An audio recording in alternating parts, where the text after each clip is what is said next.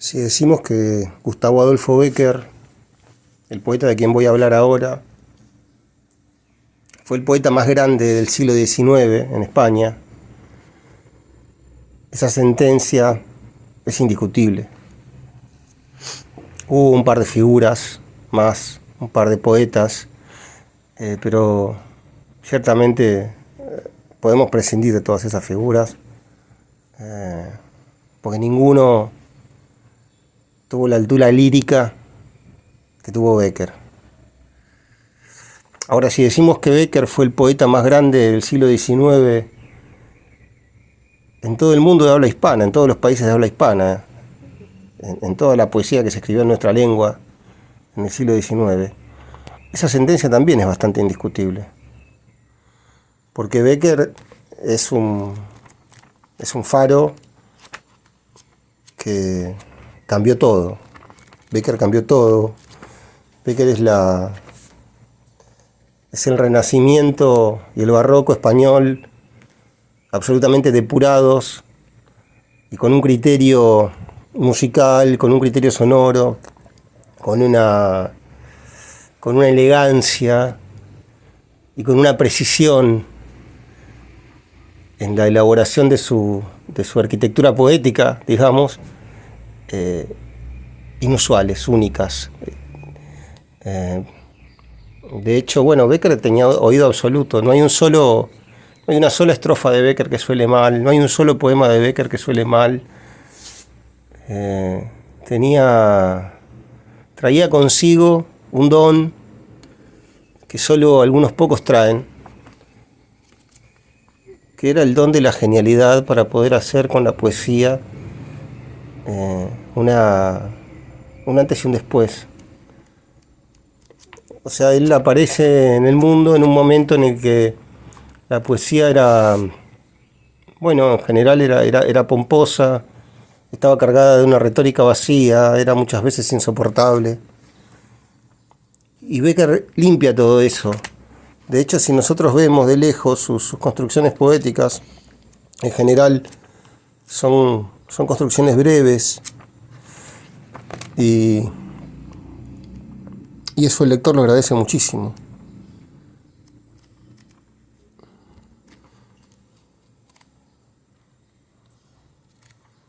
Podemos leer algo.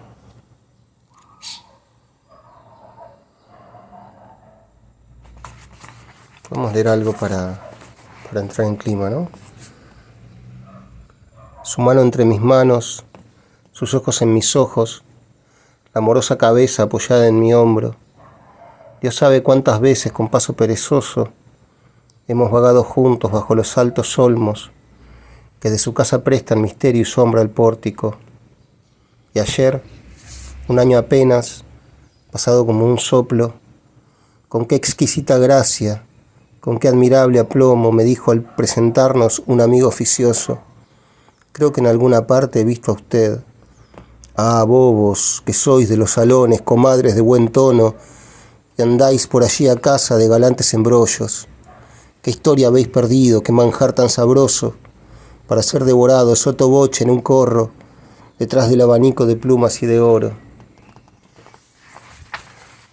Bueno, este es un poema que es muy lindo. Tiene este epígrafe que dice: la boca mi bacio tutto tremante, si es que así se pronuncia. Acá hay una llamada al pie que dice: la boca me besó temblando, referencia al canto 5 del infierno de la Divina Comedia del Dante. Ese es el segundo círculo del infierno, el de los lujuriosos.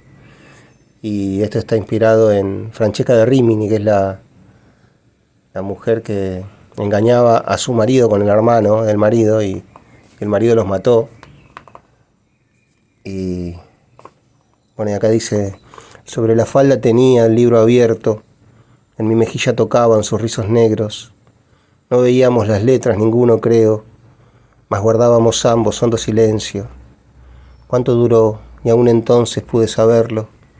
Solo sé que no se oía más que el aliento, que apresurado escapaba del labio seco. Solo sé que nos volvimos los dos a un tiempo, y nuestros ojos se hallaron y sonó un beso. Creación de Dante era el libro, era su infierno. Cuando él bajamos los ojos, yo dije trémulo: ¿comprendes ya que un poema cabe en un verso? Y ella respondió encendida: ya lo comprendo. Bueno, Bécquer había nacido como Gustavo Adolfo Claudio Domínguez Bastida y prefirió el apellido de sus antepasados Bécquer. Nació en Sevilla en 1836. Su padre era pintor, su padre también había acuñado ese apellido que era de sus antepasados, Bécquer. La temprana muerte de sus padres marcó su infancia y tuvo que ir a vivir con su madrina. Creo que su madre muere a los 5 años y su padre cuando él tenía 11. Entonces se van primero a la casa de una tía a vivir con sus hermanos y después se terminan en la casa de una madrina que tenía una biblioteca nutrida. Bueno, y ahí él lee sobre todo, él recibe una influencia muy grande de Byron. Byron cuando era chico gustaba de hacer paseos en los cementerios y de escribir arriba de una tumba. Estaba acomplejado por una cojera, que era un complejo que su madre le había puesto en la cabeza. Y acá tengo algo de Heine. Yo tengo otro libro de Heine que se llama Memorias del señor Schnabelewowski, que es un disparate, y después tengo una biografía de Heine, pero no sé dónde están. Acá hay una traducción de un poema de Heine, que yo no sé quién tradujo este poema porque no figura acá, pero está bien, a mí me gusta cómo está escrito, en todo caso cómo está traducido. Ahí dice: se amaban tiernamente cierta bella y un pícaro ladrón cuando él hacía, con suerte alguna de las suyas ella, se echaba en el jergón y se reía. El día lo pasaba en embeleso, de noche ya en su seno se dormía. Cuando en la cárcel le pusieron preso, plantada ella en la reja, se reía. Él la mandó decir: te quiero tanto, sin ti vivir no puedo, vida mía. Ven a enjugar de mi dolor el llanto. Y ella con torpe gesto se reía. Ahorcáronle a las 6 de la mañana, a las 7 bajó a la tumba fría, y al repicar las 8 la campana, ella se emborrachaba y se reía. Este es un poema de Heinrich Heine que utiliza un recurso retórico que se llama epífora, que es la reiteración de una palabra o de un grupo de palabras en el final de una sentencia, bueno, en este caso en el final de las estrofas. Ese es un recurso que en poesía yo siento que es muy efectivo, como está bien utilizado, como en este caso. Y es un recurso que Bécquer también detentaba eventualmente. Bueno, ¿qué más podemos decir de él? Bueno, Bécquer se pasa la vida laburando para vivir, y él trabajaba de escribir, trabaja para diversos periódicos, no tenía dinero, le costaba ganarse la vida, y bueno, y se pasa la vida haciendo eso. En 1861 llega a Madrid. Yo acá puse, tomé de internet una cosa que él había escrito cuando llegó a Madrid. Cuando llegó a Madrid él escribió: Madrid, sucio, negro, feo como un esqueleto descarnado, gritando bajo un inmenso sudario de nieve. Bueno, eso es lo que él escribe cuando llega a Madrid. Después con un amigo tienen el encargo tienen la idea de escribir un libro que se llama Historia de los Templos de España, para el cual ellos tenían que viajar y escribir, y la reina de ese momento, Isabel II, les da un adelanto de plata, se suscribe, y entonces ellos pueden empezar a escribir. Y por eso Bécquer escribe sus célebres leyendas. En este libro se incluyen algunas de sus leyendas y... Bueno, yo esto no lo marqué, o sí lo marqué, a ver. Porque esto yo lo dejé preparado esta mañana, después hice otras cosas y ahora volví. A mí me gusta cómo empieza esta leyenda. Voy a leer cómo empieza, voy a leer el principio, por si a alguien le puede llegar a interesar. Espero que sí. Se llama El rayo de luna, leyenda soriana. es decir, de Soria, ¿no? Empieza así. Yo no sé si esto es una historia que parece cuento o un cuento que parece historia. Lo que puedo decir es que en su fondo hay una verdad muy triste de la que acaso yo seré uno de los últimos en aprovecharme, dadas mis condiciones de imaginación. Otro con esta idea tal vez hubiera hecho un tomo de filosofía lacrimosa. Yo he escrito esta leyenda que a los que nada vean en su fondo al menos podrá entretenerlos un rato. Bueno, empieza diciendo, era noble. Había nacido entre el estruendo de las armas y el insólito clamor de una trompa de guerra no le hubiera hecho levantar la cabeza un instante, ni apartar sus ojos un punto del oscuro pergamino en que leía la última carta de un trovador. Bueno, es muy linda la prosa de Bécquer, muy linda la prosa de Bécquer. Y su poesía también lo es. Voy a leer un poema que... que es un poema que a mí me produjo un sobresalto metafísico, y que fue el primer sobresalto metafísico, creo, que tuve en mi vida, producto de la poesía. A mí me pasó que, en mi adolescencia yo leí por primera vez este poema y hacía poco había muerto mi abuela, y este poema fue eso, fue una cachetada metafísica que me produjo una incomodidad tan extraña, pero a la vez tan agradable, ¿no? Como muchas veces sucede con el arte. Cuando a veces vemos una película que de pronto nos produce gracia, nos hace reír, y nos damos cuenta de que aquel tema que está tocando esa película es un tema terrible, es un tema durísimo, y entonces nos preguntamos de qué nos estamos riendo. Y bueno, yo creo que con este poema a mí me pasó algo análogo,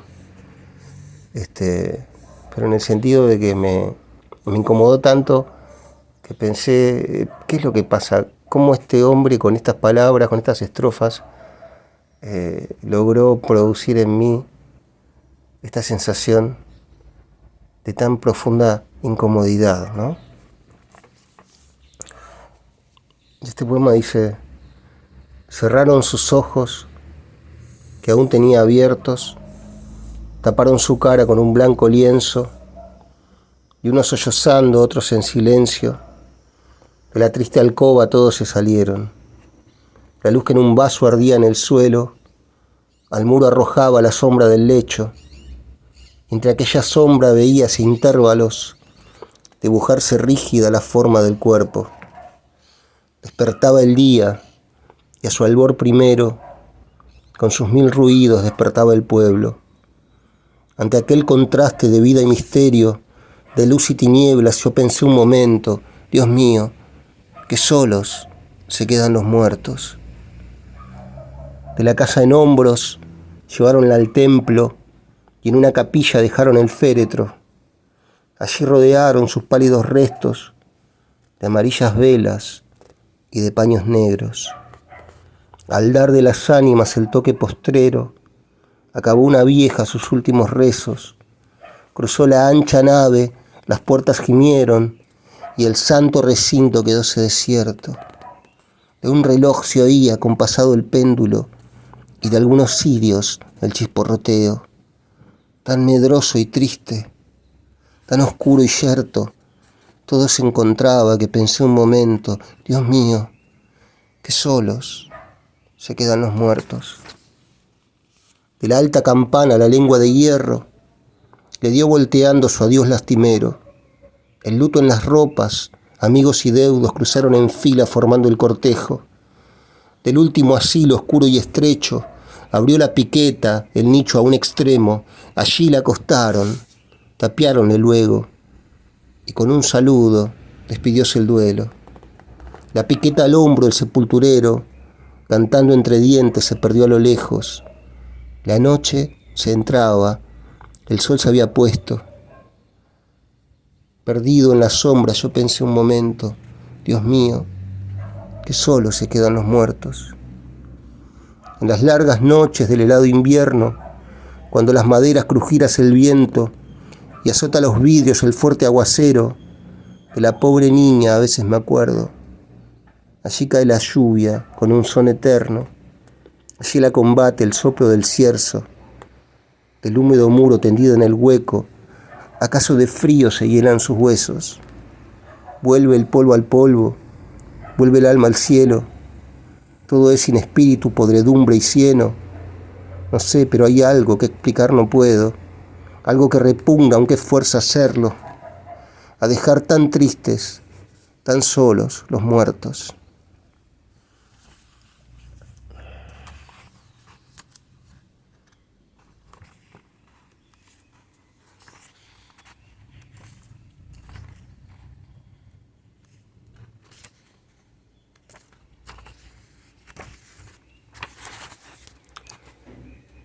Mi vida es un erial, flor que toco se deshoja, que en mi camino fatal alguien va sembrando el mal para que yo lo recoja.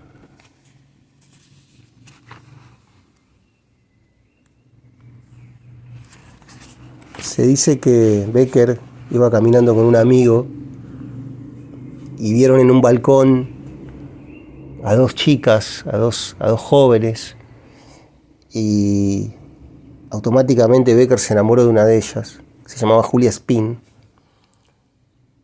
Entonces le pidió a su amigo que volvieran a pasar una y otra vez para volver a verla, y su amigo le dijo que él conocía al padre de esas chicas, entonces lo presentó con el padre y así entraron a la casa y tuvieron cierto trato, pero parece que esta Julia no le dio mucha cabida, para decirlo en términos vernáculos.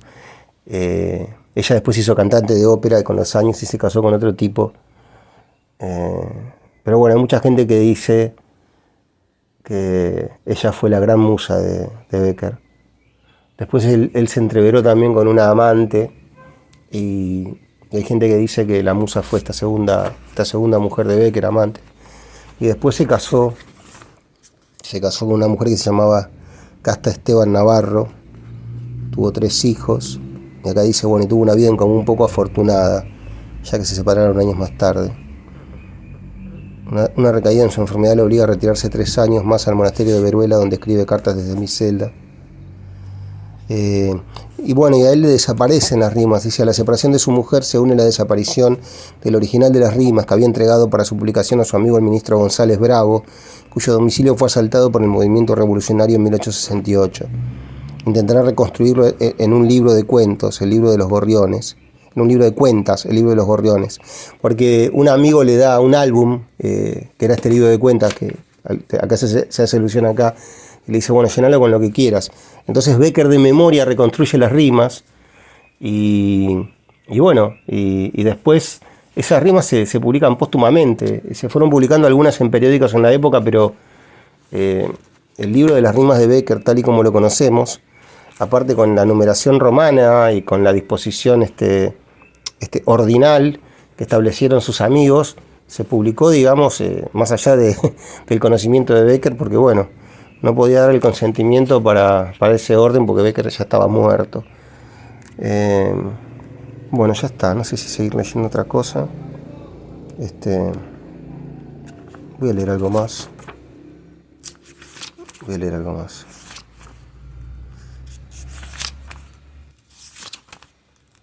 Esta me gusta, esta dice, sabe, si alguna vez tus labios rojos quema invisible atmósfera abrazada, que el alma que hablar puede con los ojos, también puede besar con la mirada. Bueno, Becker vive apenas 34 años y es un poeta eterno,